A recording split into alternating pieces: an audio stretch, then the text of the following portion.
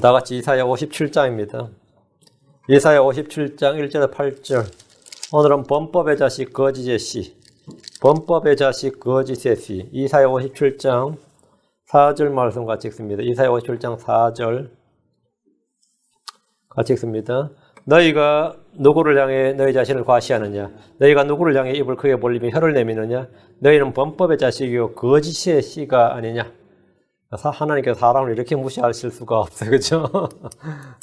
이렇게 모욕적인, 이렇게 하나님께서 사람을 아무것도 아닌 것으로, 그 정도가 아니라 너희는 범법의 자식이요 거짓의 씨가 아니냐? 이렇게 말씀하셨습니다. 범법의 자식 거짓의 씨. 잠깐 기도하겠습니다. 위대하시고 거룩하신 주 하나님 감사합니다. 이 시간 주의 영을 충만케 하시고 하나님의 말씀을 선포할 때 주께서 말씀해 주셔서 모두가 귀를 기울여 듣게 하시고 마음에 간직하도록 해주시옵소서. 아버지 하나님 말씀이 들릴 때 저희가 흘려 듣지 않게 하시고 또 빼앗기지 않도록 해주시고 마음에 숨겨두고 마음에 쌓아두고 간직할 수 있도록 하시며 믿음과 자를 결합하도록 도와주시고 말씀이 저희 속에서 맺는 열매를 저희가 누리도록 도와주시옵소서. 사랑하는 아버지 하나님, 저희 속에 참된 자유와 안식과 평안과 기쁨이 넘치게 해주시며 구원의 확신이 있게 하시고 권능이 있게 하시고 또 아버지 듣는 모든 혼들에게 차로 지식에서 장사한 분량까지 우리 주 예수를 아는 지식에서 또 그분을 닮아가는 그 형상에서 점점점 자라나기를 원하오며 저희가 그리스도를 드러내는 그리스도를 좀 드러내는 그런 도구가 되도록 도와주십시오. 감사드리며 주의 기도합니다. 아멘. 예, 오늘 전할 말씀은 범법의 자식 거짓의 씨입니다. 주께서는 범죄하는 유다, 불법의 유다를 책망하신 장면인데 주님은 하나님의 백성, 하나님의 자녀들인 유다를 향해서 범법의 자식, 거짓의 씨라고 하셨습니다. 세상에서 불법의 자녀, 거짓의 씨라고 하면 음행을 통해 난 자식을 주로 그렇게 말합니다. 음행을 통해서 났을 때. 그 자식은 참 자기가 그렇게 원해서 태어난 것도 아닌데 그 욕을 먹는 거예요, 세상에서. 불법의 자식, 거지의 씨, 창녀의 씨, 사생아, 이런 별별 욕을 다 먹죠. 요즘은 그런 거 없는지 몰라. 제 친구도, 저희 때문에도 제가 시골에 자랄 때는 한 동네 한두 집은 첩을 가진 분들이 계셨어요. 큰 집, 작은 집, 그래가지고. 제 친구도 소위 말하는 그런 애가 많았어요. 큰 집도 애가 많았지만, 저희도 애가 많았어요. 늘 주눅들어 사는 거예요. 주눅들어 살아요. 걔 죄도 아닌데, 그죠? 걔가 잘못한 것도 아닌데, 사람들이 그렇게 불법의 자녀? 이렇게 성경적 용어 쓰지 않아. 거짓의 씨? 이런 말을 안 쓰는데, 거의 비슷한, 주로 첩자식이라 그러죠. 첩자식이라면서 욕을 이제 사생활을 말하기도 하고, 이제 불륜을 통해 난 자식들을 비하할 때 쓰는 말이 이제 불법의 자식, 범죄자의 자식. 이렇게 낙인을 찍어버리는 겁니다. 창녀가 낳은 자식을 창녀시라고 부르는 것도 같은 겁니다. 우리 주님은 유다를 향해서 이사 1장 4절에 죄 많은 민족이요 불법을 짊어진 백성이요 악을 행하는 자들의 씨요 부패시키는 자식들이로다. 그들이 주를 버리고 이스라엘의 거룩한 이의 분노를 일으키며 뒤로 갔도다. 죄 많은 민족이요 불법을 짊어진 백성이요 악을 행하는 자들의 씨요 부패시키는 자식들이로다. 성경의 하나님은 사람을 조금 더 존중하지 않습니다. 얘들은 모두 아브라함의 씨고 야곱의 씨입니다. 그런데 주님은 그들을 악을 행하는 자들의 씨, 부패시키는 자식들이라고 부르셨습니다. 하나님은 누구의 아들인가? 누구의 씨인가? 혈통이나 가문을 따지기 전에 그들의 행위를 보시고 그들이 무엇의 씨인지, 누구의 씨인지를 말씀하십니다. 기브아에 있던 동성애자들이 한 여자를 밤새도록 음행함으로 죽인 사건이 있었어요. 그 죽인 사람들을 뭐라 그러냐면 성경은 벨리알의 아들들, 벨리알의 자손들 이랬습니다. 그들은 불법의 자손들이었습니다. 호세아 10장 9절에 보면 오 이스라엘아 내가 기브아의 시대로부터 죄를 지었도다. 그들이 거기에 서 있었는데 불법의 자손들을 치려고 일어난 기브아에서의 전쟁이 그들을 따라잡지 못하여노라. 불법의 자손들을 치려고 일어난 기브아에서의 전쟁. 베냐민 지파와 나머지 11지파가 싸웠던 유명한 전쟁이었습니다. 불법의 자손들을 치려고 일어나는 기브아에서의 전쟁. 그렇게 했는데도 불구하고 죄가 근절되지 않더라 이 말이죠. 성경은 대제사장 엘리의 아들들을 걸어서 이제 엘리의 아들들은 벨리알의 아들들이더라. 그들이 주를 알지 못하였더라. 엘리의 아들은 누구? 벨리알의 아들들. 주를 알지 못하였더라. 주를 알지 못하였더라. 벨리알의 아들들이다. 이 말이에요. 육신으로 혈통으로는 엘리 아들들이 맞는데 성경적으로 주님은 벨리알의 아들들 이렇게 말씀하셨습니다. 다윗을 멸시하고 배척한 나발을 일컬어 성경은 벨리알의 아들 이렇게 말합니다. 베냐민족 속의 세바도 벨리알의 사람이라고 불렸습니다. 그는 시므이처럼 다윗을 저주했습니다. 아합 시대에 나봇의 포도원을 빼앗기 위해서 음모를 꾸미고 불복을 향한 이스라엘 사람들, 이스라엘 장로들이었죠. 그걸 벨리알의 자손 그렇게 합니다. 몸은 아브라함의 씨고 야곱의 씨가 맞는데 그들 중에서 마귀의 일들을 하는 마귀의 자녀들도 있습니다. 유대교를 믿는 유대인들은 예의 없이 우리 아버지는 아브라함이다. 우리는 하나님의 자녀들이라고 합니다. 그러나 그들 가운데는 마귀의 영이 들린 사람이 있었고 마귀의 관계와 마귀의 정죄에 빠진 사람, 마귀의 올무에 걸린 사람들이 있었고 마귀의 뜻대로 마귀에게 사로잡혀서 마귀의 일들을 하는 사람들이 있었습니다. 유대인으로서 자부심이 가득했던 사람들 향해서 주님은 그들이 마귀의 자녀들이라는 사실을 말씀해 주셨습니다. 요한복음 8장 38절 나는 내가 내 아버지와 함께 본 것을 말하고 너희는 너희가 너희 아비와 함께 본 것을 행하느니라. 예수님께서 나는 내 아버지와 함께 본 것을 말하고 너희는 너희가 너희 아비와 함께 본 것을 행하느니라. 너희 아비와 함께 본 것. 예수님이 말씀하신 내 아버지라는 단이 하나님 아버지죠. 그런데 주님께서는 너희는 너희 아비와 함께 본 것을 행하느니라 하심으로써 그들의 아버지는 하나님이 아니라 마귀라는 사실을 말씀해 주셨습니다. 너희 아비와 함께. 너희 아비가 누구냐요? 마귀다 이거죠. 이것은 신성모독이 아니라 뭐죠? 인성모독이죠. 인간의 존엄을 완전히 짓밟는 이거 명예훼손죄입니까? 유대인들은 예수님을 명예훼손죄로 헤이트리드로 증오범죄로 기소해야 될 나는 그런 내용이에요. 뭐 말을 해도 너무한다. 해도 너무한단 말이죠. 주님 너희는 너희 아비와 함께 본 것을 행하느니라. 그래서 그들의 아버지는 하나님이 아니라 마귀다. 이거는 주님께서 반복해서 말씀하셨습니다. 44절 너희는 너희 아비 마귀에게서 났으므로 너희 아비의 욕망들을 행하려 하느니라. 그는 처음부터 살인자여 자기 속에 진리가 없으므로 진리 안에 거하지 아니하고 거짓말할 때 거짓의 것으로 말하나니 이는 그가 거짓말쟁이요 거짓의 아비이기 때문이라. 너희는 너희 아비 마귀에서 나서 너희 아비의 욕망들을 행하려 하는도라. 너희 아비의 욕망이 뭐죠? 살인이죠. 그래서 너희가 나를 죽이려 한다 이 말이에요. 그 마귀의 욕망이 뭐죠? 하나님의 아들을 죽이는 거단 말이죠. 하나님의 아들을, 여자의 씨를 죽이는 거란 말이에요. 그래서 너희 지금 나를 죽이려고 하는 거다. 왜 그러냐? 너희는 너희 아비 마귀에서 났으므로. 불신자들도 거듭났다, 그죠? 마귀에서 났단 말이에요. 우리는 예수 믿어서 뭐죠? 하나님에서 났고, 불신자들은 마귀에서 났고. 전에 보라매 공원, 서울에 가면 보라매 공원이라고 있어요. 거기 공군회관도 있고 보라매 공원이 있는데 전도를 하러 갔거든요. 이제 잘 안 먹혀. 이제 뭐 우리 전도한다고 먹히겠어요? 전도를 하는데 나는 당신 아버지를 안 믿어. 그러니까 그래서 깜짝 놀라. 당신이 어떻게 우리 아버지 아지 않을까? 야, 이거 요한복음 8장 44절에서 너희 아비 마귀에게서 났어. 근데 그 불신자도 그 말을 뒤집어지더라고요. 나는 당신 아버지를 안 믿어. 너희는 너희 아비 마귀에서 나서 너희 아비의 욕망을 행하려 하는도다.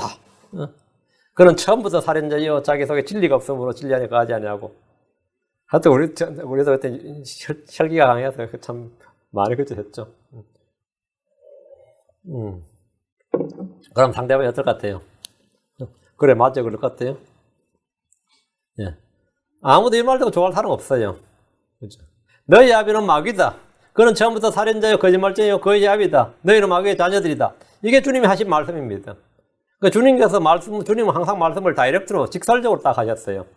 돌려서 한 것도 아니고, 그들에게 뭐 예의 바르게 공손하게 높여주면서, 다 존중해주면서 그렇게 말씀하시지. 주님은 그런 합법을 쓰신 적이 없습니다.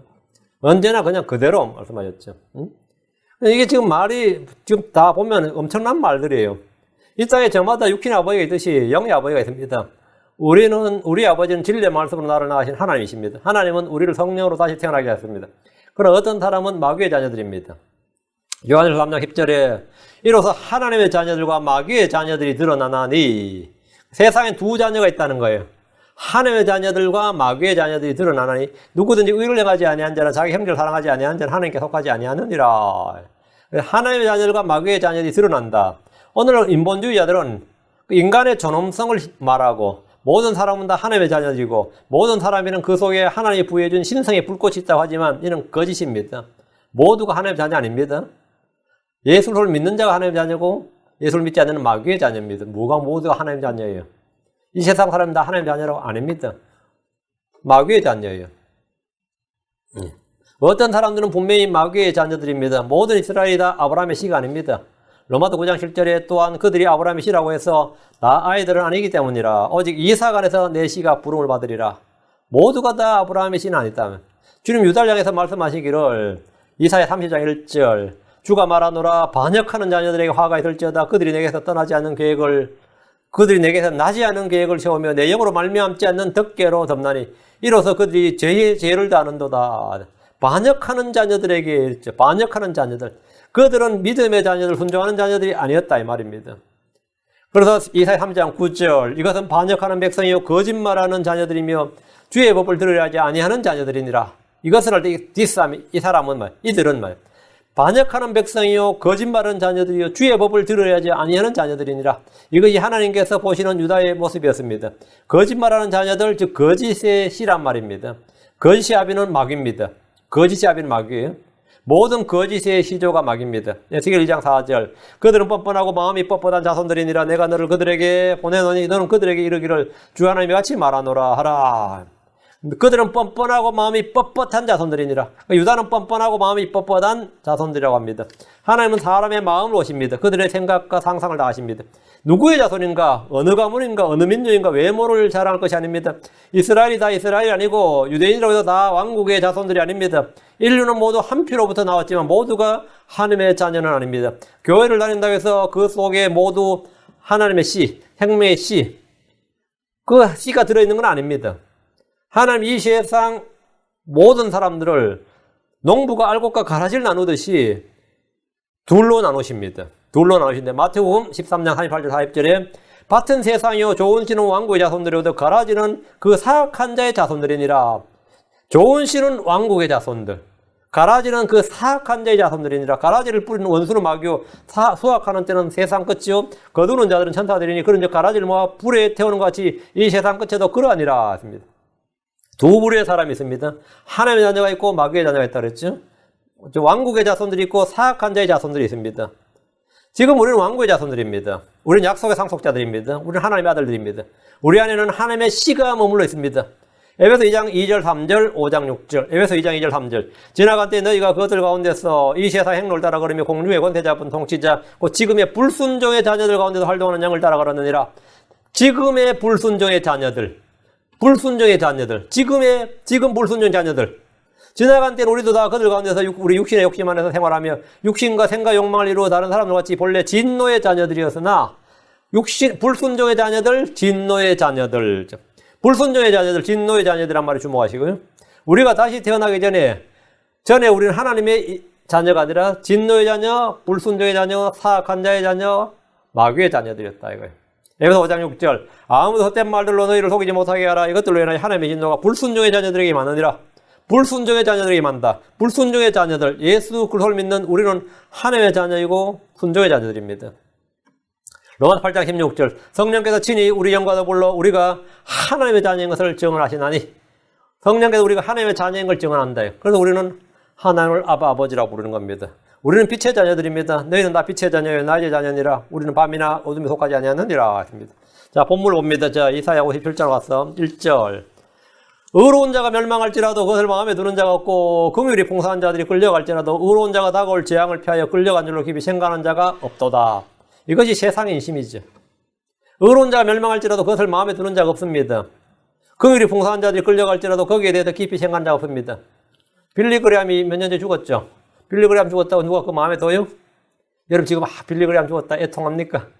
응? 제갈스 목사가 죽었을 때 누가 제갈스 목사 죽은 줄 알았어요? 미국에서 그 사람 1년에 10,000명 이상 침내주던 사람입니다. 제갈스 죽었다. 아무도 관심 안 줘. 근데 제갈스 사이가 이제 그 이대 목사로 취임했거든요, 사이가. 근데 그 아동 성추행으로 감옥 갔어요. 다 관심 가져. 그 사람이 죽은 건 아무도 관심 안 갖지만 그 사람이 죄 지었다, 뭐 감옥 갔다, 그럼 뭐죠?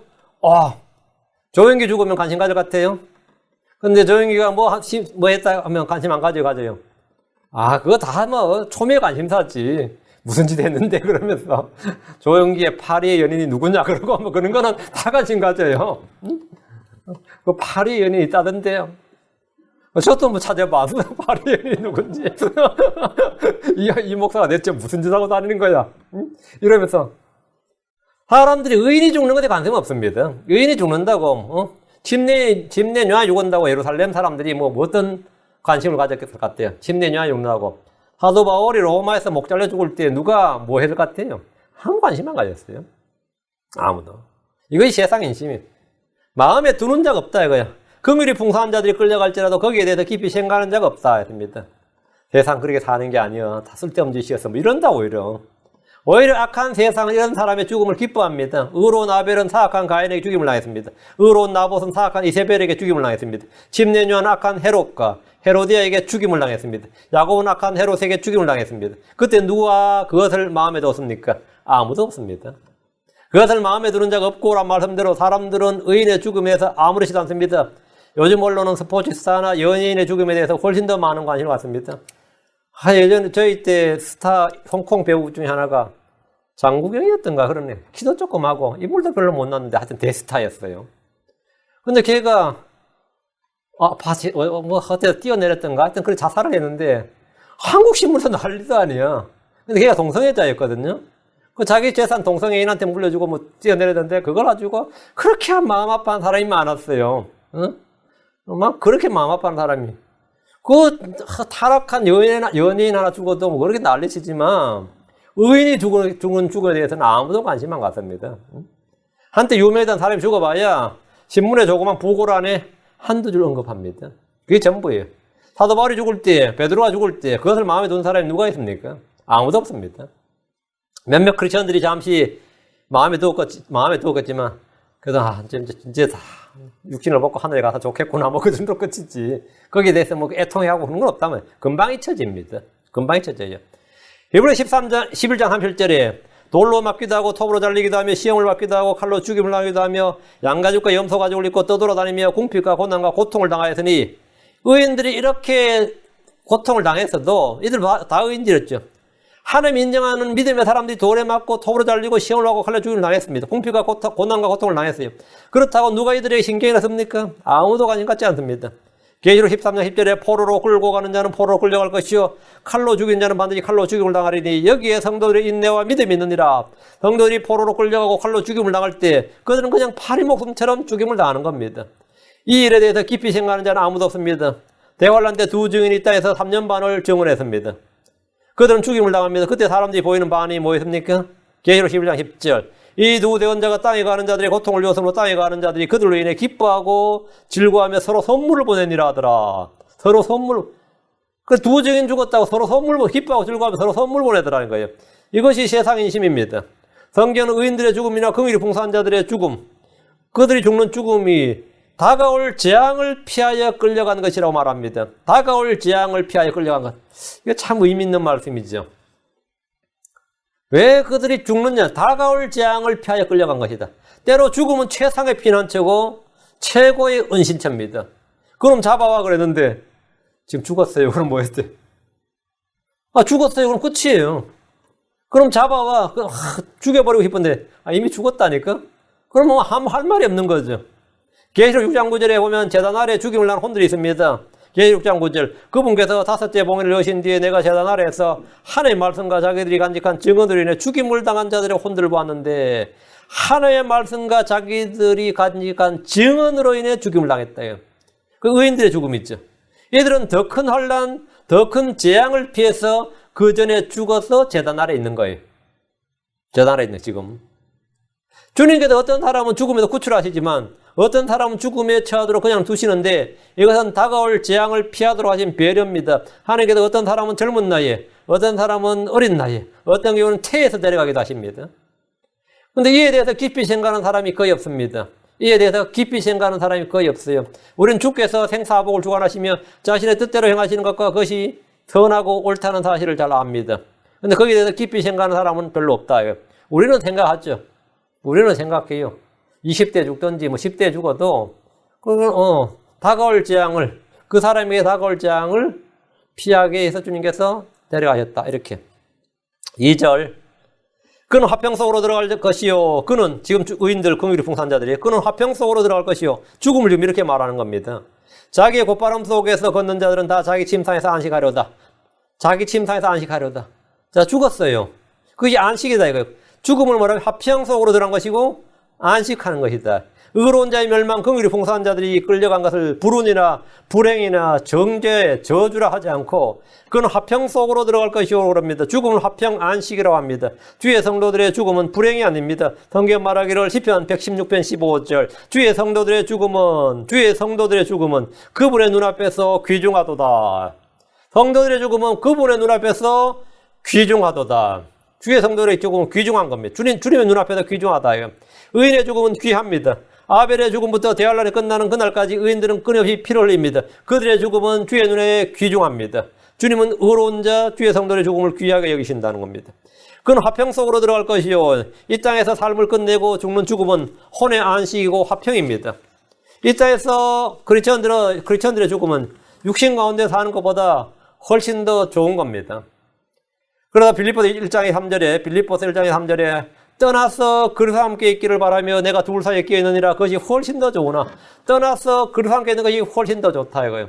죽음이 뭔 같습니까? 몸은 흙으로 돌아갑니다. 영은 그것을 주신 주님께로 돌아가는 겁니다. 혼은 하늘 아니면 지옥입니다. 자, 내가 몸을 떠나서 이 땅을 떠나서 그리스도와 함께 있기를 바라며 그것이 훨씬 더 좋다요. 그리스도와 함께 있는 게 훨씬 더 좋습니다. 이 몸속에 있는 것보다 훨씬 더 좋아요. 하나님께서 크신 은혜를 베푸셔서 데려가시는 것 같아요. 그건 훨씬 더 좋은 거예요. 바울은 자신의 죽음이 육신 안에 있는 것보다 훨씬 더 좋다고 말합니다. 죄의 몸을 떠나서 주와 함께 있는 것이 더 좋습니다. 이 땅보다는 하늘이 훨씬 더 좋습니다. 사람들과 함께 있는 것보다는 주와 함께 있는 것이 훨씬 더 좋습니다. 여러분 어디 더 좋아요? 사람들과 함께 있는 게 좋아? 주와 함께 있는 게 좋아요? 난 주와 함께 있는 게 더 좋아요. 고린도서 5장 8절 내가 말하니 우리가 확신에 차서 원하는 바는 차라리 몸을 떠나 혼이 몸을 떠난 거죠. 몸을 떠나 주와 함께 있는 그것이니라. 사도 바울은 언제나 죽을 준비가 되어 있었습니다. 주님은 자신이 떠나야 할 때가 가까이 온 것을 아셨습니다. 예루살렘의 시몬이라는 사람은 주 예수를 본 후에 주여 이제 주의 말씀대로 주의 종이 평안히 떠나도록 허락하옵소서. 주의 종이 평안히 떠나도록 평안히 이 몸을 이 세상을 떠나도록 허락해달라는 거예요. 그는 죽게 해달라고 구했던 겁니다. 죽게 해달라고 구했던 거예요. 이제 좀 죽게 해달라고. 그에게 죽음은 뭐였어요? 화평 속으로 들어간 것이었고 안식이었습니다. 다시 2절. 자기의 곧바람 속에서 걷는 자들은 다 자기 침상에서 안식하려다. 자기 침상에서 안식한다는 것은 죽어서 평안히 있는 모습입니다. 제가 가끔 장례식 예배를 가보면 여기서는 한국과 틀리게 죽은 사람이 이제 분장해 놓고 그 안에 넣어놓고 지나가면 한번 보잖아, 그죠? 장례 보통 예식이 한 번씩 쭉 보죠. 그러면 지금 거기 예배 드린 사람하고 이제 그 예배 장소에 있는 중에서 제일 편한 사람이 거기 누운 사람이에요. 응? 우리는 아직까지 거기까지 가려면 아직 얼마 남은지 몰라. 응? 저는 지금 몇 번 가봤는데, 야, 제일 편한 사람 두고 지금 평하지 않는 사람들이 지금 돌아가면서 지금 제가 한다 생각이 들어요. 제일 평한 사람. 물론 예수 믿고 죽은 사람이 한해서입니다. 안 믿고 죽은 사람은 그게 아니고. 예수 믿고 죽은 사람 지금 평안하게 지금 누워있는 거예요. 평안하게 지금 누워있는데, 우린 지나가면서 뭐 그냥 한번 보는 거죠, 뭐. 그냥 한번 보는 거죠. 이게 분장술이 좋아가지고 또 깨끗하게 잘 이렇게 해서 딱 눕혀놓잖아요, 관에. 그죠? 그래. 그러니까 이게 자기 침상에서 지금 뭐 하고 있는 거예요? 안식하고 있는 거예요. 평안히 있어요. 고해에서 의로운 자들 곧바른 자들은 죽어서 그 혼이 아브라함의 품으로 갔습니다. 사무엘은 죽었지만 그의 혼은 안식했습니다. 거지 나사를 이 땅에서 헐벗고 가난하고 병들었습니다. 그의 상처를 개가 핥아줄 정도로 고통에 날렸지만 죽어서 아브라함의 품에서 안식했습니다. 사악한 자는 몸이 죽어서 장사지내도 그 혼은 지옥에서 고통을 받습니다. 지옥에는 안식이나 화평이 없습니다. 우리는 죽음 이후의 세상, 죽음 이후의 삶이 있다는 점을 분명하게 알아야 됩니다. 다윗은 죽음에 대해서 이렇게 말했습니다. 시편 16편 9절. 이러므로 내 마음이 기쁘고 내 영광이 즐거워하며 내 육체도 소망 중에 안식하리라. 이건 사생과 이 죽음에 대해서 확실히 아는 사람들이 많게. 내 마음이 기쁘고 내 영광이 즐거워하며 내 육체도 소망 중에 안식하리라. 이게 정말 우리 크리스천들이죠. 이 자리에서 죽는 게 너무 무서운 사람 있어요. 지금 이 자리에. 죽는 게 너무 무서운 사람. 회개해야 됩니다. 죽는 건 너무 무서워하죠.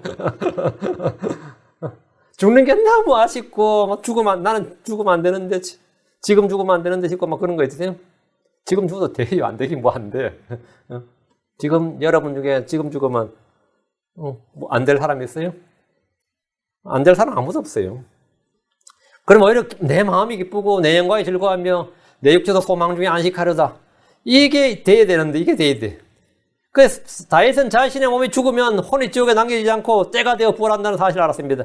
그러다 그는 죽을 때 아무런 문제가 없었습니다. 그는 부활을 소망하며 죽음이 안식과 화평 속으로 들어가는 것임을 알았습니다. 그러니까 너무 좋은 거예요. 이거는 진짜 기뻐하고 즐거워하는 거였어요. 저는 사실 이게 킹제임스 성경을 알기 전까지 그때 믿었지만 이 사생과에 좀 불분명하니까 죽는다는 걸 그렇게 즐거워하진 않았어요, 솔직히. 죽는다는 것이나 이런 것에 대해서는 상당히 좀 껄껄끄러워하고 그랬었어요, 늘. 이제, 그리고 나서 이제 이 성경을 알면서 성경이 이제 문자적으로 탁탁 잡혀 들어오는 거예요. 하늘이나 지옥이나 이게 너무 생생하게 탁탁 잡혀 들어오니까 죽음도 마찬가지였어요. 아, 죽음이라는 것이 정말 그냥 화평 속으로 들어가는 것. 내가 그냥 여기서 하늘로 그냥 순간이동하는 거구나. 아, 그때 이제 죽음에 대한 이게 딱 해결됐어요. 정말 딱 해결되는데, 지금도 뭐 내가 이런 설교하면 어떤 사람은, 그런 설교 하지 말라 그래요. 너무 찜찜하다 이거 자기는. 죽음에 대한 늘 찜찜함이 있으니까, 그렇게 말하면 좀 그렇다는 거지. 10편, 17편, 15절. 나로 말하건대, as for me. 나는 의 가운데서 주의 얼굴을 바라보리니 내가 깰 때에 주의 모습으로 만족하리이다. 내가 의 가운데 주의 얼굴을 바라보니 내가 깰 때에 부활할 때 이 말이에요. 내가 깰 때에 주의 모습으로 만족하리이다. 크리스천들은 이 성경에 대한 죽음과 부활, 이 죽음과 죽음 위의 삶과 부활에 대한 분명한 사생관을 가져야 돼. 그래야 제대로 살 수가 있습니다. 이 땅에서. 육신을 입고 제대로 살 수 있는 방법이에요. 3절입니다. 그러나 여자 마법사의 아들들아, 간음하는 자와 창녀의 씨야, 너희는 여기로 가까이 나오라. 이거 유대인들한테 하는 말이에요, 주님이. 주님 유대인들한테 뭐란 거예요? 너희 아브라함의 씨야 이러면 오죽 좋아요? 아니면 야곱의 씨야 하든지, 나의 백성아, 나의 형제들아 이러면 얼마나 좋아. 근데 지금 뭐란 거예요? 그러나 여자 마법사의 아들들아, 간음하는 자와 창녀의 씨야, 너희는 여기로 가까이 나오라. 진짜 너무 나를 모욕하시민이다죠. 그 하나님의 화법입니다. 하나님께서 말씀하신 게 이래요. 1, 2절의 의로운 자들과 긍휼이 풍성한 자들은 죽음이 안식고 화평입니다. 여자 마법사의 아들들, 그리고 간음하는 자, 창녀의 씨는 죽음이고 재앙이고 멸망입니다. 여자 마법사의 아들들이란 말은 마법을 추종하는 무리들이 하는 말입니다. 주의 법을 내 어머니의 법, 내 아버지의 훈계라고 그러죠. 자문에서 많이 나옵니다. 주의 법이 주의 말씀이 내 어머니의 법이에요. 성도들에게는 주의 말씀이 나를 낳았단 말이에요. 진리의 말씀으로 낳았다. 주의 말씀이 어머니가 되죠. 주의 말씀이 나를 낳고, 주의 말씀이 나를 먹이고, 내가 말씀의 젖을 먹잖아요. 그 말씀의 젖으로 먹이고, 이 말씀으로 말씀으로 자라나죠. 말씀으로 양육하고, 그 말씀이 나를 낳고, 먹이고, 양육하는 그 어머니가 되죠. 그리고 말씀이 나의 어머니가 된 거예요. 그리고 하나님 아버지. 그건 내 어머니의 법이라 그러죠. 이 책의 말씀으로 우리는 경고와 훈계를 받습니다. 아버지 훈계입니다. 이 말씀이 내 어머니의 법이 되고, 내 아버지의 훈계가 되어야 되는데, 지금 유대인들은 말씀을 버렸으니까, 주의 뭘 보니까, 여자 마법사의 아들들아, 이렇게 된 거예요. 여자 마법사의 아들들아. 이 말씀은, 여자 마법사란 말은 뭐냐면, 마법으로 지금 뭐라고? 거기 관심으로 그걸로 먹고 지금 그걸로 양육받고 있다, 이 말이에요. 가르침을 받고 있다. 그들이 마법사들을 따르고, 점치는 자들의 말을 듣고 믿고 자라기 때문입니다. 그래서 여자 마법사의 아들들아, 이렇게 말한 거예요. 여자 마법 아들아.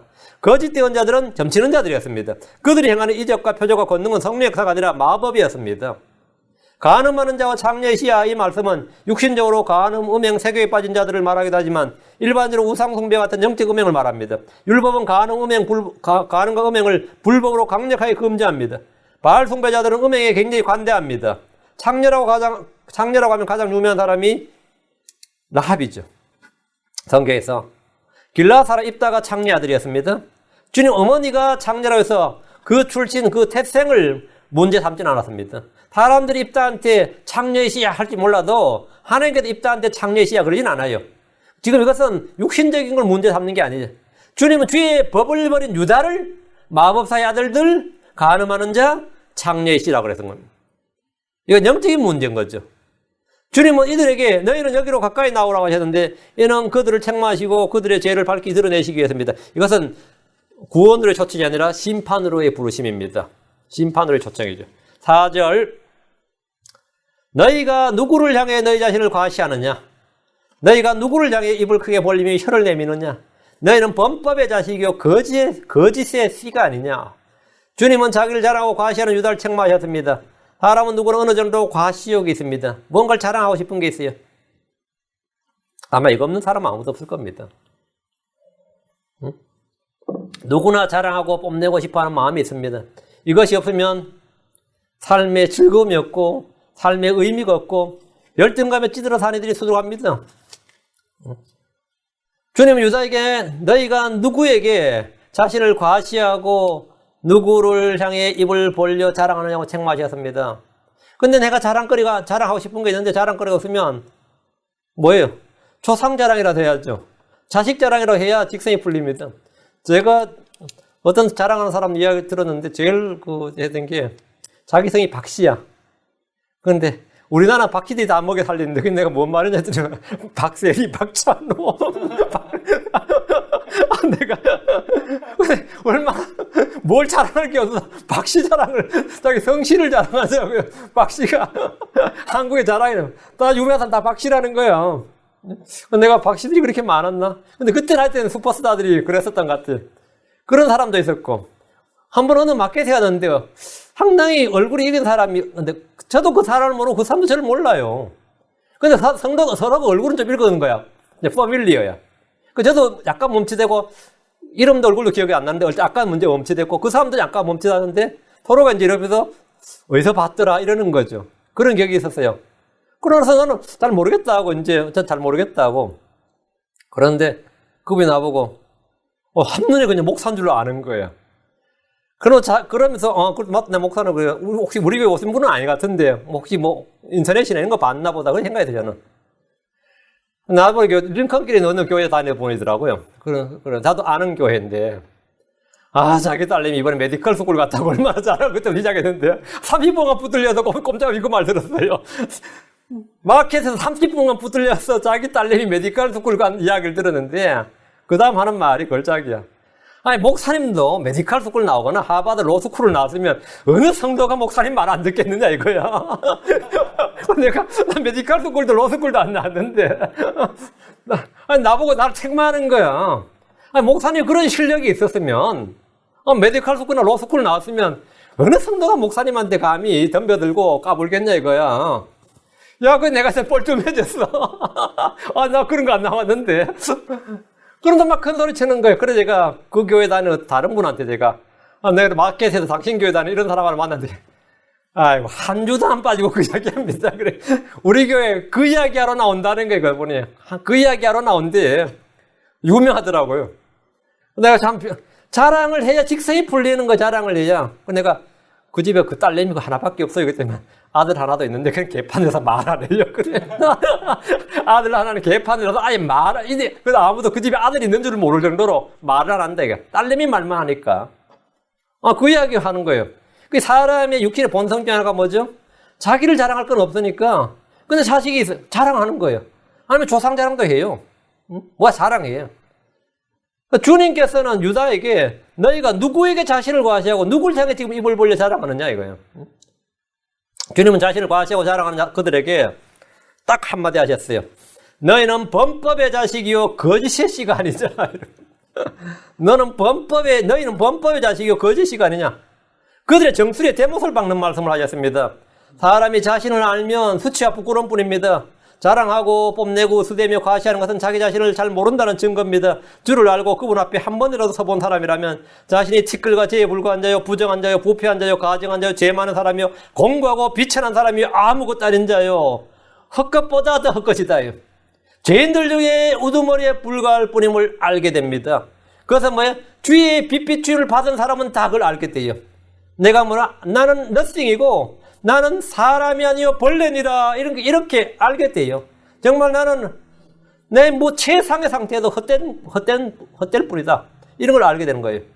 유대인들은 조상을 자랑했습니다. 그들의 종교를 자랑했습니다. 그들의 율법을 자랑했습니다. 그들이 가진 화려한 성전을 자랑했어요. 그들은 이방인들을 개라고 여길 정도로 우월의식과 선민의식과 특권의식으로 뭉쳐져 있었습니다. 그들 이방인들이 가지고 있지 않는 좋은 것들이 많았습니다. 그러나 실상은 여자 마법사의 아들들이요 간음하는 자요 창녀이시요 범법의 자시요 거짓의 시에 불과했습니다. 이것이 그들의 본질이었다 이거예요. 사람들이 자신의 실체를 보기 전까지는 뭐든지 자랑하고 싶어 하지만 말씀의 빛에 자신이 드러날 때 말씀의 빛, 이 생명의 빛이 성령의 빛비추임이 자기 마음속에 임할 때 말이죠. 나는 그저 부재한 물건과 같은 존재임을 깨닫게 됩니다. 아무것도 아닌 자고 허무보다 가벼운 자임을 알게 됩니다. 라오디게아 교회는 나는 부자라 나는 제사를 불렸으니 아무것도 부족한 것이 없다 이렇게 했습니다. 그들은 자부심이 있었습니다. 그런데 주님께서는 뭐라고 말씀하셨어요? 그들은 부족한 것이 없다 그러고 주님은 그들에게 뭐라고 말씀하셨어요? 내 비참한 것과 가련한 것과 가난한 것과 눈먼 것과 벌거벗은 것을 알지 못하기 때문이라. 그런 말을 하는 것은 뭐라고요? 알지 못하기 때문이다. 네가 지금 네 꼬라지를 알지 못하기 때문이다 이 말이에요. 네가 지금 네 자신을 전혀 알지 못하기 때문이다. 얼마나 비참하고 가련하고 가난하고 눈멀었고 벌거벗은 것을 네가 알지 못한다 이거. 오늘날 현대 교회의 모습이 이겁니다. 화려한 교회가 헌금도 많이 들어오고 성도도 많고 건물도 잘 지어놨고 프로그램도 좋고 이런저런 거 다 많아도 비참하고 가련하고 가난하고 눈멀고 벌거벗은 게 그런 교회가 한두 교회가 아닙니다. 욥은 자신이 의롭고 순결하다고 친구들 앞에 당당히 주장했습니다. 친구들 중에 아무도 욥만큼 의롭고 순결하고 완전한 사람 없었습니다. 그런 친구들이 자기한테 와서 갈구니까 욥이 황당한 거죠. 지금 누가 누구한테 가르치려고 하는 거냐 뭐예요. 누가 나 앞에 와서 말이죠. 성경 가르치려고 그러면 저도 그래요. 이게 지금 어디 있어? 한국 사람도 그런 말 하지. 이게 지금 뭐 번데기 앞에 주름 잡나, 뭐 공자 앞에 문자 쓰나, 귀신 앞에 머리 흩뜨리냐 이런 말 하잖아요. 응? 어디서 지금 어디 미친년 널뛰니 자냐? 우리가 자연스럽게 나와야 안 나요. 어디서 지금 내 앞에서 성경을 이러면 이것도 제가 제 자신을 몰라서 하는 말이지. 뭐 알면은 어디 그런 생각 자체가 그런 말이 다 말도 안 나오죠. 네. 근데 지금 욥의 친구 욥 앞에서 뭐 의가 어떻고 막 하나님 어떠 하니까 욥이 얼마나 가소롭겠어요. 내가 욥이라도 참 이것들이 지금 내 앞에서 지금 주름 잡고 있단 말이지. 그래서 막 일장연설해야 되니까 욥이 열 받아요 안 받아요? 내가 욥이라도 진짜 열 받지. 그러니까 욥이 그 셋이 덤벼들어도 욥을 못 이겨냈어요. 욥은 자신이 의롭고 순결하다 이거예요. 최소한 니들보다는 의롭고 니들보다 더 안다 이거. 니들보다는. 응? 근데 그게 이제 주를 만난 후에 욥기 38장에 주를 만났죠. 주를 만난 후에 그분 앞에서 욥기 42장 6절 나오죠. 그러므로 내가 내 자신을 몹시 싫어하고 티끌과 재 속에서 회개하나이다. 지식이 없는 말로 이치를 가린 자가 누구니까? 자기 지뭐 누구야? 그러므로 내가 내 자신을 몹시 싫어하고 이 몹시 싫어하고 이게 어부호라는 단어가 말이죠. 멸시하고 경멸한다는 거예요. 응? 어떤 사람이 뭐 뱀이나 이런 거 보면 막 사람들이 막 엄짓하고 싫어하죠. 막 그거 있죠. 자기도 모르게 막 몸서리 쳐진단 말이죠. 욥이 자기 자신의 실체를 주님한테 봤을 때 내가 내 자신을 뭐라고요? I abhor myself. 내가 그런 존재란 거, 그런 존재. 이게 주의 빛을 받은 사람이 하는 말이에요. 우리는 아무것도 아닌 자들입니다. 자랑할 것이 있다면 나 연약하면은 아무것도 자랑할 것이 없습니다. 자랑하는 자는 주를 자랑해야 됩니다. 우리는 아무것도 과시할 것도 입을 크게 벌리며 혀를 내밀 것도 없습니다. 창녀의 시, 범법자의 자식, 거지의 시란 말은 요즘 언어로 하자면 이제 요즘 애들 쓰는 말이 있는데 뼈를 때리는 팩트라더라고요. 뼈를 치는 팩트다. 야, 뼈를 때리네. 주님께서 우리 뼈를 때리는 팩트 폭력이에요. 거짓의 아비는 마귀입니다. 거짓의 씨는 나 자신입니다. 음녀는 이세벨입니다. 큰 바빌론 음녀입니다. 난 음녀의 씨입니다. 사악한 자, 불법자는 마귀입니다. 나는 범법자의 씨입니다. 그럼 나는 어떻게 해야 됩니까? 나는 어떻게 해야 죽어야지. 그런 자 살아서 어떻게 죽어야지. 그리고 예수 그를 통해서 다시 태어나야 됩니다. 옛사람 십자가에 못 박혀 죽고 새로운 창조물이 되어야 됩니다. 다시 태어난다는 말은 뭐냐? 새로운 창조물이 된다. 새로 태어난다는 말이에요. 옛사람은 죽고 새로 태어난 새로운 창조물이 되어야 되는 거죠. 옛사람은 어느 좋은 것, 그래서 그거는 좀 안 죽었으면 좋겠다. 그거는 좀 남겨놨으면 좋겠다. 그런 거 없어요. 모조리 다 완전히 죽고 묻혀야 됩니다. 완전히. 하나님은 창녀의 시, 범법자의 자식, 거짓이요, 불순종의 자녀요, 마귀의 자녀요, 본래 진노의 자녀들 우리에게 너희는 반드시 다시 태어나야 하리라 이렇게 말씀하셨습니다. 우리는 반드시 다시 태어나야 됩니다. 하나님 우리를 구원하시기 위해서 직접 자기 위해 사람의 모습, 종의 형체를 취하셨습니다. 하나님께서 자신의 아들을 죄 많은 육신의 모양으로 보내시고 또 죄로 인하여 육신 안에서 죄를 정죄하셨습니다. 5절입니다. 너희가 모든 푸른 나무 밑에서 우상들과 더불어 너희 자신을 불태우며 바위낭 떨어지 밑에 골짜기에서 자녀들을 죽이는도다. 푸른 나무 밑에서 했죠. 이 말은 이것이 우상들에게 분양하는 곳으로 가나안 족속들의 종교적 풍습이었습니다. 여기에 산당들을 세우고 작은 숲을 세웠습니다. 유다와 이스라엘은 배운 거죠. 열왕기상 14장 3절에 보면 그들도 자기들을 위해 모든 높은 산 위에와 모든 푸른 나무 밑에 산당들과 형상들과 작은 숲들을 세웠더라. 이들이 참 희한하죠. 산이 높은 데 가면 그냥 올라가가지고 거기다 뭐라고요? 푸른 나무 밑에다가 산당들과 형상들과 작은 숲들을 세웠다 이거예요. 열왕기 16장 4절에도 또 여러 산당과 작은 산이와 모든 푸른 나무 밑에 희생물들이며 분양하였더라. 이것이 이제 유다의 종교가 풍습이 되어버린 거예요. 하나님께서 이들을 창녀이시라고 하신 이유가 이겁니다. 창녀이시라고 하는 이유가. 이들은 영적 음행을 일삼았습니다. 가나안 정복전쟁 때 이것들을 모두 불태우고 제거하도록 명령을 받았고 이스라엘은 이런 짓을 따라해서는 안 됩니다. 예레미야 2장 10절에 옛적에 내가 내 멍을 꺾고 내 결박을 끊으며 내가 이르기를 내가 범법하지 아니하리라 하더니 내가 모든 높은 산 위와 모든 푸른 나무 아래로 돌아다니며 창녀짓을 행하는도다. 분명히 하나님 앞에서 너희가 뭐라고 했느냐 이거예요. 내가 범법하지 아니하리라 이렇게 했다 이거예요. 그런데 지금 산에서 모든 푸른 나무 아래로 돌아다니면서 창녀짓을 행하는도다. 거기다 절해야 되고 분양해야 되고 말이죠. 음식물 갖다 나르고 이런 범법은 한두 번 일탈이 아니라 이스라엘 역사와 함께 했습니다. 예레미야 3장 6절에 요시야 왕시대에 주께서 또 내게 이르시되 타락한 이스라엘이 행한 것을 내가 보았느냐 그녀가 모든 높은 산에 오르며 모든 푸른 나무 아래로 가서 거기서 창녀짓을 행하였도다. 거기서 창녀짓을 행하였도다. 여러분 나무 밑에 뭐 이렇게 하는 거 보셨어요? 저희 동네는 진짜 큰 느티나무가 동네 어귀에 있었습니다. 그럼 정월 대보름 되면 거기 뭔 놈은 그게 더럽게 실이 음식 갖다 놓고 뭐 하고 한 게 많은지 몰라요. 거기 가서 뭐 하고 저라고. 제가 어린 마음에 제가 봐도 지저분해 못 보겠어요. 지저분해서. 거기다 뭐 갖다 바친다라고 술도 갖다 붓고 꼭 그런 사람이 있었어요. 그 내가 더럽게 실이 나 누가 그 한지 알거든요. 어느 할머니가 누가 한지 알아가지고 내가 욕을 맞게 됐어요. 나 그때 예수 안 믿었는데 왜 그렇게 더럽게 동네 더럽게 그 짓 하냐. 그럼 그 사람들이 어떻게 하겠어요? 나 저주예요. 자기는 그 제사 지내는 건데 근데 굉장히 지저분하고 더러워요. 지저분하고 더러워. 지리산 꼭대기 가도 거기까지 말이죠. 그 천왕봉까지 장난 아닙니다. 근데 거기 음식을 싸들고 올라가요. 끼역끼 올라가서 거기 차려놓고, 바위 밑에 차려놓고 말이죠. 절하고 분양하고 합니다. 응? 그냥 가서 기도 할 것이 하려면, 그 무거운 거 왜 들고 올라가요? 근데 이스라엘이 지금 그랬다는 거예요. 모든 산 위로 뭐라고요? 올라가서 바위 좀 괜찮은 거 있으면 쫙 놓고, 거기다가 테이블에 놓고, 테이블에 음식 놓고, 술 따라 붓고, 그렇게 분양하고 희생물들이 그렇게 한 거예요. 주님께서 그걸 뭐냐면, 모든 푸른 나무 아래로 가서 거기서 창녀짓을 행하였다. 푸른 나무 아래는 우상들에게 분양을 드린 장소였고 경배 장소로 사용되었습니다. 특이한 점은 희생물만 분양한 것이 아니라 이게 정도가 심해져서 인신공양까지 드렸다 이거예요. 여러분 너희 자신을 불태우며 이 말이죠. 너희 자신을 불태우며 이 말은 자해를 하거나 희생물을 불태우는 걸 말합니다. 칼로 자기의 살을 도려내거나 피를 흘려서 그것을 희생물과 섞어서 함께 태우는 거예요. 미친 짓을 하는 거죠. 그럼 더 정성이 들어갔다 이 말이죠. 자기 이 피를 흘려가지고 자기 살을 막 자해를 해가지고 그 피를 섞어서 이제 희생물 드는 거. 그걸 이제 너희를 태웠다 이 말이에요. 그리고 아니면 또 이제 머리를 밀거나 눈썹을 밀어가지고 같이 해서 태우는 거예요. 이제 그걸 지금 본문에 말한 거고. 그 다음에 후반부를 바위 낭떠러지 밑에 골짜기에서 자녀들을 죽이는다. 이거 실제로 이랬습니다. 율법에 이르기를 레위기 18장 21절에 너는 결코 내 시 중에 하나라도 몰렉을 위하여 불 가운데로 지나가게 하지 말고 내 하나님 이름을 욕되게 하지 말라 나는 주니라 했습니다. 그러나 유다는 이를 행했어요.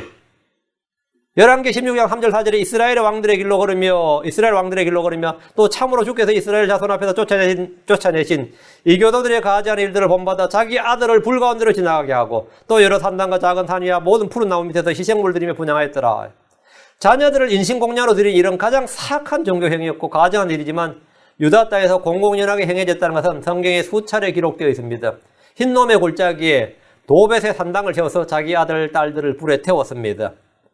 예레미야 7장 3일절에 흰놈의 아들의 골짜기에 도벳의 산당들을 세우고 자기들의 아들, 딸들을 불에 태웠는데 그것은 내가 그들에게 명령하지도 아니한 것이요 내 마음에 떠오르지도 아니한 것이라. 이 정도면 종교를 넘어서 살인자 마귀가 하는 일을 그대로 한 겁니다. 주께서 그들의 아비가 마귀고 처음부터 살인자라고 하신 이유입니다. 영적으로 타락할 때 현실에서 어떤 죄와 불법이 행해지는지 잘 보여주는 겁니다. 내가 영적으로 타락하면 현실도 지옥이 펼쳐지는 거예요. 내가 영적으로 믿음을 떠나고 주님을 떠나면 현실도 뭐라고요? 불법과 죄로 점철되게 됩니다. 내 마음이 주를 떠날 때 내 몸은 멀쩡하가 내 생활은 아무 문제 없느냐 그렇지 않습니다. 내 생활도 개판됩니다. 크리스천은 그래요. 세상 사람은 몰라. 크리스천들은 내가 믿음을 떠날 때 내가 이 교회를 떠날 때 괜찮을 것 같죠? 개판됩니다. 내가 성경 안 읽을 때 뭐 볼 것 같아요? 예, 영화 봅니다. 근데 여러분이 지금 주일 설교 정리하죠. 금요 성경 공부 정리하죠. 또 창세기 정리하죠. 어떤 분이 그랬어요. 부부싸움 할 시간이 없어졌다 그랬어요.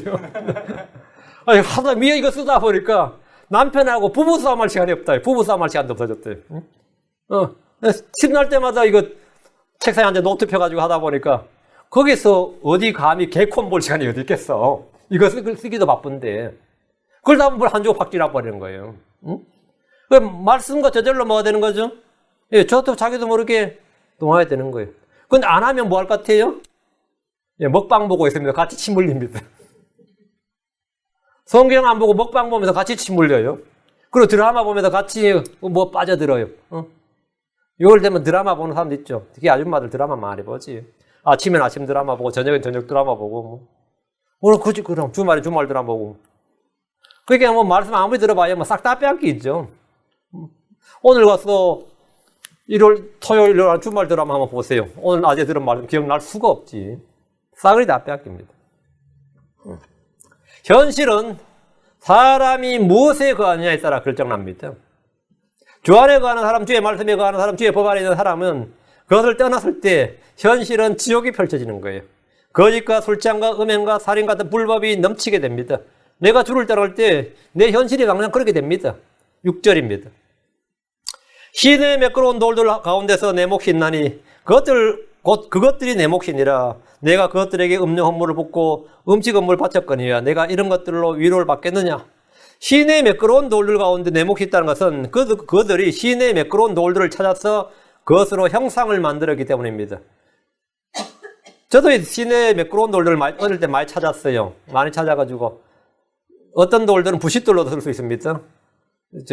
얘가 돌과 돌 부딪히면 부싯돌도 쓸 수 있고 또 이 시내의 매끄러운 돌들이 예쁜 돌도 많아요. 실제 정말 예쁜 돌 많아요. 그러니까 저는 매일 강을 지나서 학교를 왔다 갔다 했기 때문에 어릴 때 꼭 시내에서 우리 애들은 다 그랬어요.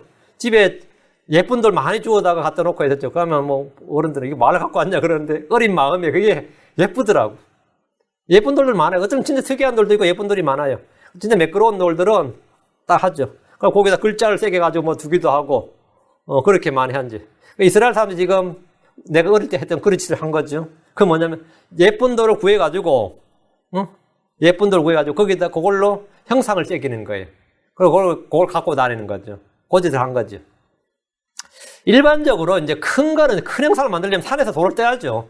산에서 돌을 깨서 형상을 만드는데 이들은 시내의 매끄러운 돌들을 취해서 형상을 새기거나 신들을 만들었습니다. 시내를 건널 때 매끄러운 돌들은 밟으면 어떻게 되죠? 미끄러집니다. 그리고 사람이 매끄러운 돌들을 밟으면 미끄러지고 물에 빠지게 되죠. 넘어져서 물에 빠지게 되는데 이들이 취한 매끄러운 돌들은 그들 실족케 하는 돌이었다 이 말입니다.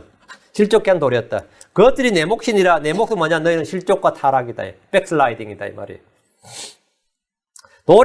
돌에 새긴 형상을 신들이라고 부르고 거기다 경배했는데 자 지금 6절 내가 그것들에게 음료 헌물을 붓고 음식 헌물을 바쳤거니와 그것들에 대부분의 동양 종교가 나무나 돌에 뭔가를 새기는 거죠. 나무나 돌에 뭔가를 새기는 거예요. 이제 돈 많으면 금이나 은이 되는 거고요. 떼덩어리는 무거우니까 안 되고 그리고 이제 구리, 동 이런 건데 기본적으로 나무나 돌이 가장 기본이었어요. 새기는 데는. 새기 쉬우니까. 그 어느 종교나 신들을 섬기는데 필요한 게 뭐냐면 음식과 음료입니다. 제사를 지낼 때도 이런 것들이 필요합니다. 우리는 영과 진리로 경배를 드립니다. 크리스천들이 교회 올 때 가져오는 음식은 하나님께 드리려고 가져오는 음식은 없어요. 우리가 먹으려고 가져오는 거지. 유일하게 이 세상의 모든 종교 중에서 자기 신들에게 음식을 안 가져오는 종교가 기독교예요. 여러분이 교회 올 때 주님께 바칠 음식 가져와요. 제 사상 안 차린단 말이에요. 그러나 절당에 가면 어떻게 되죠? 앞에 음식을 차린다고. 구슬내도 음식을 차려요. 제사를 지내도 음식을 차려요. 모든 종교는 자기 신들에게 뭐죠? 음식, 음물과 음료물 드립니다. 차려요. 그런데 우리는 뭐죠? 안 차려요. 우리는 뭘로 경배드리죠? 영과 진리로 경배를 드린단 말이에요. 그렇죠? 구약의 이스라엘은 율법에 따라 경배를 드려야 됩니다. 신약의 크리스찬들은 영과 진리로 경배를 드려야 됩니다. 우리가 드려야 할 것은 뭐냐? 음식이나 음료물이 아닙니다. 영적 희생물입니다. 영적 희생물이에요. 내가 이런 것들로 위로를 받겠느냐? 헛된 경배, 헛된 기도, 헛된 봉헌으로 주께 가지한 것이고 주님께 아무것도 아니다 이 말이죠. 7절 내가 높이 치솟은 산 위에 내 침상을 마련하고 거기로 올라가 희생물 드리며 침상을 마련했다. 이거는 뭐냐? 간음이다. 음행이다 이 말이에요. 거기서 이 돌 위에다가 음식물 쫙 차린 것을 가지고 뭐냐? 그걸 주님께서 침상이라 그러는 거예요. 내가 높이 치솟은 산 위에 내 침상을 마련하고 거기다가 이제 음식을 막 차리고 그랬던 거죠. 헌물을 갖다 놓은 거죠. 내 침상을 마련하고 거기로 올라간 희생물 드리며 가나안 땅에 들어올 이스라엘은 그 땅을 주의 법이 집행되는 신정국가 의의 왕국으로 만들어야 했습니다. 그들에게는 이방인들이 없는 율법이 있었습니다. 그들은 마음을 다해 사랑하고 섬기고 순종해야 할 주 하나님이 계셨습니다. 그들에는 주의 집이 있었습니다. 그런데 주의 집으로 가는 대신에 어디로 가는 거죠? 높이 치솟은 산으로 가는 거예요. 주의 집으로 가는 대신에 산으로 가는 거예요. 가서 거기에 침상을 마련하고 희생물을 드렸습니다. 내 침상을 마련하고 이 말은 거기서 우상들과 더불어 뭘 했다? 음행을 했다 이 말이에요. 그래서 거기에 내 침상을 마련하고 영적 음행을 일반적인 언어로 표현한 거죠. 8절 또 문들과 기둥들 뒤에 내 기념물들을 세웠나니 내가 나 아닌 다른 신에게 내 몸을 드러내고 올라갔으며 또 내가 내 침상을 넓히고 너를 위해 그들과 언약을 맺으며 내가 그들의 침상을 본 곳에서 그것을 사랑하였느니라. 전 세계 어느 나라나 높은 산 위에 신전이 세워져 있는 것은 흔히 볼 수 있습니다. 이스라엘은 산 위에 신전을 세운 일이 전혀 없습니다. 그들 가운데 주의 성막이 세워져 있기 때문입니다. 하지만 이들은 산 위에 산당들을 세우기 시작했습니다. 문들과 기둥들을 세우고 그 뒤에 기념물을 세웠습니다. 주 하나님이 아닌 다른 신에게 자기 몸을 드러냈습니다. 이스라엘의 모든 남자는 1년에 3번 주 앞에 나와 자신을 드러내 보여야 됩니다. 주 앞에 나와 이 말은 주의 집, 주의 성막, 주의 성전에 나와서 자신을 내보이면 되는데 얘들은 산당으로 가서 자기들이 세운 산당으로 가서 우상들 앞에 자기를 내보였다 이 말이에요. 이거 맞아. 자기 몸을 드러냈다 이 말은 우리 지금 현재 표현하면 참석했다 이 말이에요. 그 희생물 드리고 그들을 경배하는데 뭐라고요? 자기가 참석했다요. 절하고 경배하는 데 참석했다. 자기 몸을 드러냈다 이 말이에요. 우리가 교회에 오면 교회에 자기 몸을 드러낸 거죠. 교회 집 와서 예배 드리죠. 교회에 자기를 그 사람 오늘 보이던데 말 오늘 교회 예배 참석했다면 자기 몸을 여기서 드러냈다 이 말이에요. 자기 몸을 드러냈다. 아시겠죠? 내가 내 침상을 밝히고 이 말은 내가 내 침상을 넓히고 이 말은 분향단 음식 헌물 드린 단을 넓혔다 이거. 점점 크게 했다 이거예요. 왜? 사람들이 점점 늘어나니까 바칠 거 점점 많아지고. 주님이 이것을 음행의 상징인 침상이라고 말씀하셨습니다. 그래서 침상을 더럽힌 거죠. 너를 위해 그들과 언약을 맺으며 근데 구주가 맺은 언약, 피로 체결한 언약을 잊어버리고 내 던져버린 채 우상들 앞에서 언약을 맺었습니다. 이스라엘의 바알 숭배는 끊을 수 없는 유혹이었습니다. 그들은 그것을 사랑했습니다. 우상 숭배는 사람들이 좋아하는 겁니다. 이것은 지금도 마찬가지입니다. 언론은 사람들이 끊임없이 숭배할 우상들을 만들어냅니다. 그걸 뭐라 그러죠? 스타라 그럽니다. 스타. 슈퍼스타라 그러죠. 슈퍼스타. 그래서 사람들의 우상, 젊은이들의 우상, 또 뭐 어린애들의 우상. 그러니까 슈퍼스타를 끊임없이 만들어내는 거예요. 헐리우드이 하는 일이 그겁니다. 계속해서 슈퍼스타, 슈퍼히로를 만들어내는 거예요.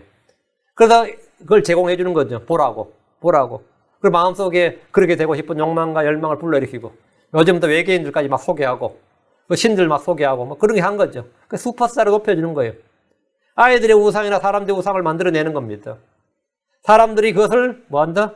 좋아하고 사랑합니다. 마블 시리즈는 실패가 없다 그래요. 그거 완전히 만화거든요. 마블의 영웅들은 만화, 전설, 신화를 다 해가지고 막 만들어낸 거예요. 근데 어떻게 뭘 영화를 재탕, 삼탕 몇 번을 해도 실패가 없다. 실패가 없다. 사람들은 돈 내고 와서 보는 거예요. 돈 내고 와서. 얼마든지 보고, 비디오로 나오면 또 보고, 막 인터넷으로 또 보고, 그런다. 또 캐릭터를 만들어 애들한테도 팔아먹고 말이죠. 또 그걸 게임 만들면 요즘 어른들이 전자로 더 많이 합니다. 옛날에 애들 한다고 뭐라 그랬죠? 요즘 어른들이 게임을 해요. 어른들이. 정신없이 게임을 해야 돼요. 게임 산업이 그거 천문학적입니다. 비용이. 우리 교회 어른들 중에 게임한 사람이 있어요? 없지. 애디 하나? 안 하지. 다행이다. 게임하는 종자들은 그 인간이 아니에요, 그거는. 어떻게 나이 들어서 게임을 한다. 뭐 전자 오락을 한다. 뭐 인터넷 게임 뭐 무슨 배틀이 뭐. 동진님이 난 모르게 그 앵그리버드 하는 것 같던데. 요즘도 하냐?